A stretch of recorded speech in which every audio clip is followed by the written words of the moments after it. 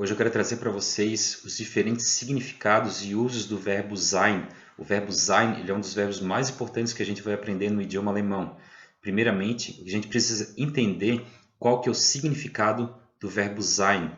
Em português, o verbo sein ele pode ser tanto ser quanto estar. Para o pessoal que entende um pouco de inglês, que já estudou alguma vez inglês na vida, a gente costuma comparar esse verbo sein com o verbo to be. Se vocês que manjam um pouco aí do idioma inglês, vocês sabem, né? A gente pode dizer tanto I'm a student, ou seja, eu sou um estudante, quanto I'm at home, eu estou em casa. Por isso que a gente usa essa comparação, verbo to be com o verbo sein no alemão, que tem o significado em português de ser e estar. Se a gente for partir agora para a conjugação do verbo ser em português, a gente tem ali eu sou, tu és, ele, ela, você é. E também do verbo estar. Eu estou, tu estás, ele, ela, você está. Isso em português. Nós temos dois verbos em português. Em alemão, nós vamos ter apenas um, que seria o verbo sein. Vocês podem ver que a gente tem ali a conjugação do verbo sein.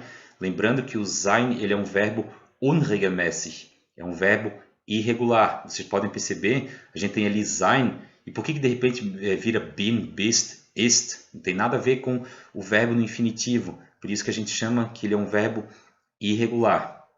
Agora, como que a gente usa esse verbo sein e como que a gente pode dar o sentido nele de ser e de estar? Eu vou usar aqui o exemplo da frase tarará, bist du? Tarará, bist du? Eu vou usar como exemplo. Pessoal, no português, quando a gente quer perguntar alguma coisa sobre uma pessoa, o que a gente diz? Eu pergunto, tarará, você é?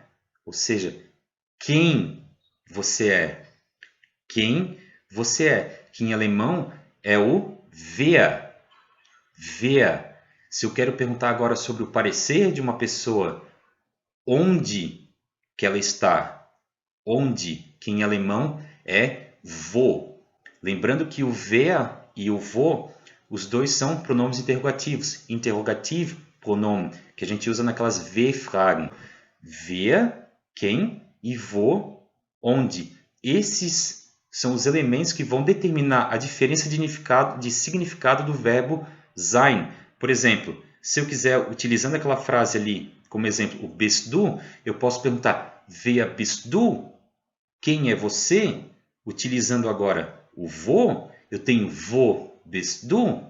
Vocês entendem que eu tenho a mesma estrutura? Bist du, eu estou usando em ambas as situações o verbo sein, mas o que está determinando o significado dele é eu colocar wer ou wo, ok?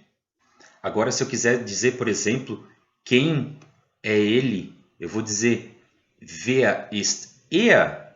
Se eu quiser perguntar onde está ele, eu vou dizer wo ist er. Mais uma vez, a mesma estrutura, mesma conjugação para a mesma pessoa. O que está determinando a diferença de significado do verbo sein seria esse pronome interrogativo, o wer para quem e o wo para onde. Dando continuidade aqui, eu posso ainda dizer, por exemplo, wer sind Sie? Wer sind Sie? Quem é o senhor? Quem é a senhora? Estou usando agora uma situação formal, por isso que eu estou usando o Sie. Anteriormente a gente tinha o du, que era para situações informais, assunto que já foi visto também. E eu posso dizer agora, se eu quiser perguntar para a pessoa, né, para o senhor, para a senhora, onde o senhor, a senhora está, eu uso wo sind Sie? Beleza? Pessoal, esses que são os significados do verbo sein. Ele pode ser tanto ser quanto estar. O que vai determinar a diferença entre eles é o uso desse pronome interrogativo. O wer, quem, e o wo, onde. Nessas situações, reconhecendo aquele pronome interrogativo e o significado deles, o verbo sein vai ter diferentes significados. Esse daqui seria apenas o significado básico do verbo sein. Lembrando também que ele pode ser usado como o verbo auxiliar no perfect, que a gente vai ver mais adiante. Pessoal, depois de uma explicação dessa para entender o uso do verbo sein, tem como dizer que alemão é difícil? Nein, Deutsch ist nicht schwer. Tschüss!